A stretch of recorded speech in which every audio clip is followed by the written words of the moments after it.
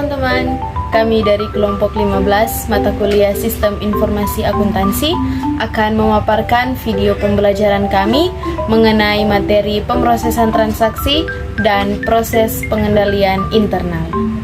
Namun, sebelum kita masuk pada materi lebih dalam lagi, saya akan memperkenalkan anggota kelompok kami. Yang pertama ada saya sendiri, Inka Supu, dengan NIM 210611040165. Yang kedua ada Jessica Manuho dengan NIM 210611040169. Dan yang ketiga ada Renita Thomas dengan NIM 210611040198. Kita masuk pada pengendalian dan eksposur. Nah, pengendalian dibutuhkan untuk mengurangi eksposur terhadap resiko.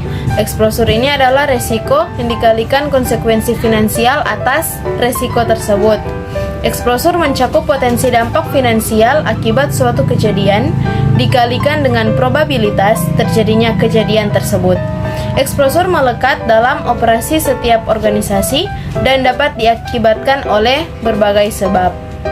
Nah, tahapan dalam menaksi resiko adalah mengidentifikasi perubahan kondisi eksternal dan internal dan mengidentifikasi tindakan yang diperlukan. Nah, contoh, proses pelaporan keuangan termasuk perubahan dalam lingkungan operasi organisasi, perubahan personel, perubahan sistem informasi, teknologi baru, perubahan dalam industri, lini produk yang baru, regulasi, hukum atau peraturan akuntansi yang baru. Nah, di sini juga kami menampilkan eksposur bisnis yang biasanya terjadi. Yang pertama, biaya yang terlalu tinggi, pendapatan yang cacat, kerugian akibat kehilangan aktiva, sanksi hukum, ketidakmampuan untuk bersaing, pencurian dan kecurangan, akuntansi tidak akurat, dan interupsi bisnis. Dan di sini juga kami menampilkan beberapa hal yang menjadi penyebab terjadinya pencurian dan kecurangan, yaitu yang pertama biaya terlalu tinggi, yang kedua kejahatan kerah putih, yang ketiga kecurangan manajemen, yang keempat laporan keuangan yang menyesatkan, dan yang kelima ada kejahatan korporat. Selanjutnya ada juga penjelasan tentang biaya yang terlalu tinggi. Nah, biaya yang terlalu tinggi ini dapat mengurangi laba perusahaan. Dan hal ini disebabkan oleh beberapa penyebab, yaitu harga barang terlalu mahal, pembayaran gaji bagi karyawan yang tidak bekerja secara efektif dan efisien, produksi yang tidak efektif, pembelian aktiva yang berlebihan, biaya iklan yang terlalu besar, denda atau bunga akibat keterlambatan pembayaran pajak atau tagihan. Dan selanjutnya ada pendapatan yang cacat. Nah, hal ini dapat terjadi karena pendapatan yang terlalu rendah, kredit macet, pengiriman barang yang tidak tercatat, jumlah tagihan yang tidak sesuai dengan yang seharusnya, tagihan hilang atau salah catat, pembatalan order, dan pengiriman barang yang tidak sesuai dengan pesanan pelanggan. Akuntansi yang tidak akurat, yaitu kebijakan prosedur akuntansi dapat salah atau secara signifikan berbeda dari yang diterima umum. Dampak kesalahan dapat berakibat pada informasi yang tidak akurat guna pengambilan keputusan atau laporan keuangan yang menyebabkan kesalahan pengambilan keputusan. Kerugian akibat kehilangan aktiva. Pertama, akibat pencurian, berikut bisa tindakan kekerasan, dan ketiga bisa juga bencana alam. Karyawan ataupun manajemen bisa tanpa sengaja salah mengelola atau merusak kas, bahan baku, atau peralatan. Berikut ada interupsi bisnis, yaitu mencakup penghentian sementara suatu operasi bisnis, penghentian permanen, atau penutupan suatu usaha. Interupsi bisnis dapat terjadi akibat ketidakmampuan menghadapi kegiatan operasi yang buruk, tindakan kekerasan fisik, atau bencana alam. Berikut ada sanksi hukum, yaitu mencakup denda yang dikenakan oleh pengadilan atau badan legal yang memiliki wewenang atas organisasi dan operasi perusahaan.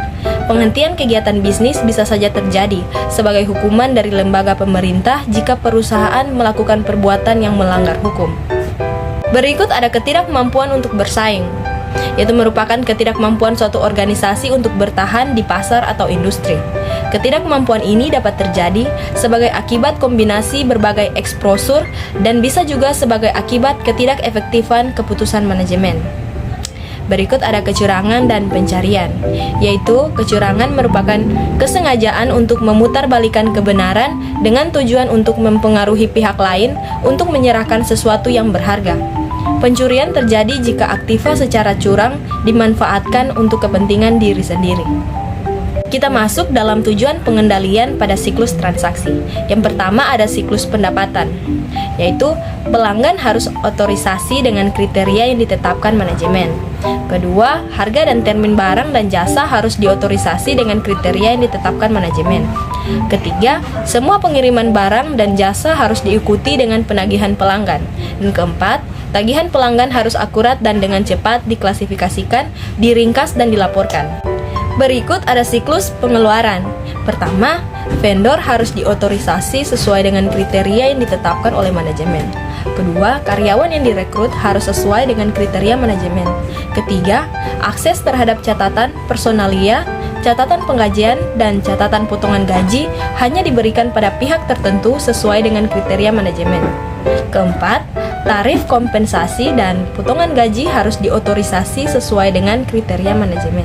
Dan terakhir, yaitu jumlah terutang ke vendor harus akurat dan harus segera dikelompokkan, diringkas, dan dilaporkan. Berikut masuk pada siklus produksi. Yang pertama, rencana produksi harus diotorisasi sesuai dengan kriteria manajemen. Kedua, harga pokok produksi harus akurat dan harus segera dikelompokkan, diringkas, dan dilaporkan. Ketiga, siklus keuangan, jumlah dan waktu transaksi utang harus diotorisasi sesuai dengan kriteria manajemen. Akses atas kas dan surat berharga hanya diberikan kepada pihak-pihak tertentu sesuai dengan kriteria yang ditetapkan manajemen. Berikut ada siklus keuangan. Yang pertama, jumlah dan waktu transaksi utang harus diotorisasi sesuai dengan kriteria manajemen. Kedua, akses atas kas dan surat berharga hanya diberikan kepada pihak-pihak tertentu sesuai dengan kriteria yang ditetapkan. Nah, kita masuk dalam komponen proses pengendalian internal, yaitu struktur pengendalian internal. Berikut adalah beberapa komponen dari struktur pengendalian internal. Yang pertama, lingkungan pengendalian. Kedua, penaksiran resiko. Ketiga, aktivitas pengendalian. Keempat, informasi dan akuntansi. Kelima, monitoring. Dasar dari pengendalian internal yang pertama adalah tanggung jawab. Beberapa tanggung jawab tertentu dapat didelegasikan kepada bawahan, namun tanggung jawab terakhir tetap berada di tangan manajemen. Kedua, jaminan yang masuk akal. Terkait dengan relativitas biaya dan manfaat suatu pengendalian, di mana biaya pengendalian harus masuk akal atau sebanding dengan kegiatannya. Lingkungan pengendalian merupakan dampak kumulatif atas faktor-faktor untuk membangun, mendukung, dan meningkatkan efektivitas kebijakan dan prosedur tertentu. Faktor yang mencakup dalam lingkungan pengendalian adalah nilai-nilai integritas dan etika, komitmen terhadap kompetensi, filosofi manajemen dan gaya operasi, struktur organisasi, perhatian dan pengarahan yang diberikan oleh dewan direksi dan komitenya, cara pembagian otoritas dan tanggung jawab, kebijakan, sumber daya manusia, dan prosedur. Penaksiran risiko. Penaksiran risiko merupakan proses pengidentifikasi, menganalisis, dan mengolah risiko yang mempengaruhi tujuan perusahaan. Tahap yang paling kritis dalam penaksiran risiko adalah mengidentifikasi perubahan kondisi eksternal dan internal, dan mengidentifikasi tindakan yang diperlukan. Aktivitas pengendalian merupakan kebijakan dan prosedur yang dibangun untuk membantu memastikan bahwa arahan manajemen dilaksanakan dengan baik. Aktivitas pengendalian dapat berupa pengendalian akuntansi yang dirancang untuk memberikan jaminan yang masuk akal atau memadai bahwa tujuan pengendalian tertentu tercapai untuk setiap sistem, aplikasi yang material dan dalam organisasi. Informasi dan komunikasi. Pertama, dokumentasi sistem akuntansi. Prosedur akuntansi seharusnya ditetapkan dalam manual prosedur akuntansi sehingga kebijakan dan instruksi dapat diketahui secara eksplisit dan diterapkan secara konsisten.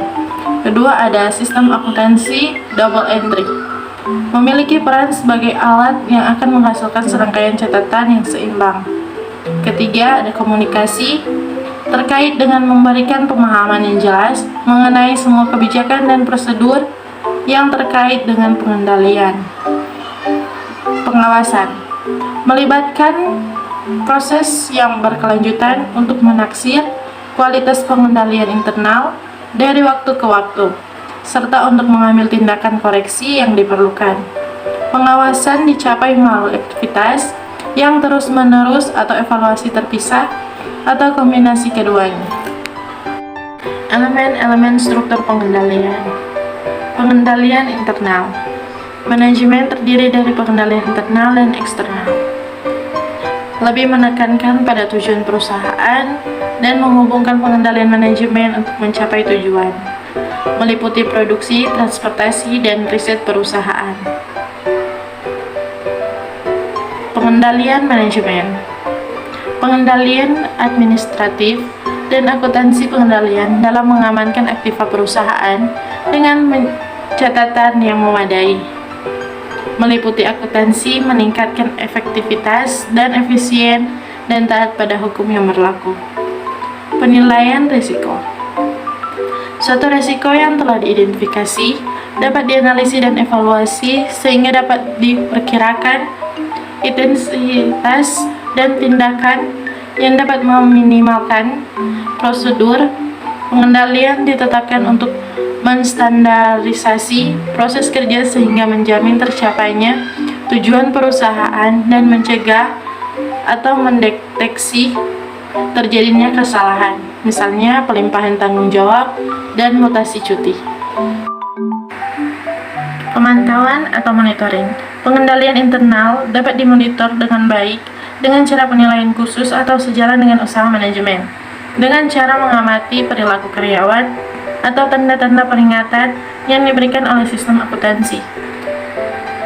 Informasi dan komunikasi merupakan elemen yang sangat penting dari pengendalian perusahaan, meliputi informasi tentang lingkungan pengendalian, penilaian risiko, prosedur pengendalian, dan monitoring.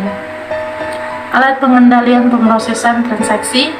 Pertama, prosedur-prosedur yang dirancang untuk meyakinkan bahwa elemen-elemen struktur pengendalian internal diimplementasikan dalam sistem aplikasi khusus yang terdapat di dalam setiap siklus transaksi organisasi. Kedua, alat pengendaliannya terdiri dari pengendalian umum atau pemrosesan transaksi, pengendalian aplikasi atau aplikasi individu, dan pengendalian preventif, detektif, dan korektif.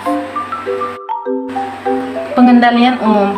Pertama, rencana pengorganisasian pemrosesan transaksi. Kedua, prosedur-prosedur operasi umum. Ketiga, masalah pengendalian peralatan.